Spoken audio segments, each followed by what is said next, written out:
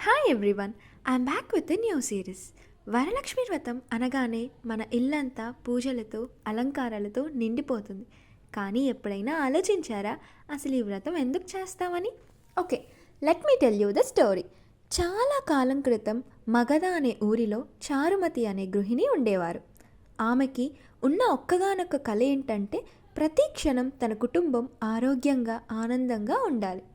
ఒక రాత్రి ఆమె కలలో లక్ష్మీ అమ్మవారు వచ్చి ఇలా చెప్పారు: శ్రావణ మాసం శుక్రవారం నాడు నాకు పూజ చేయి, దీపం కలశం పూలతో నన్ను ఆహ్వానమిచ్చు, నేను నీ ఇంటికి శుభం తెస్తాను.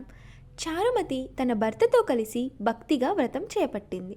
తమ్ముళ్ళు చెల్లెళ్ళు పొరుగురు వాళ్ళంతా పూజలో పాల్గొన్నారు. లక్ష్మీదేవి ఆశీస్సులతో ఊరంతా శాంతి సంతోషం చిగురించింది. అప్పటి నుంచే ఇది వరలక్ష్మి వ్రతం అని ప్రసిద్ధి చెందింది. ప్రతి ఆడపిల్ల ప్రతి గృహిణి ఈ వ్రతం ద్వారా లక్ష్మీ అమ్మవారిని స్వాగతిస్తారు. మీరు తెలుసుకోవాల్సిన ముఖ్యమైన విషయం ఏంటంటే లక్ష్మి అంటే డబ్బు కాదండి. లక్ష్మి అంటే మన జీవన విధానం, ప్రేమగా ఉండటం, నమ్మకంగా ఉండటం, తక్కువలో తృప్తిగా ఉండటం.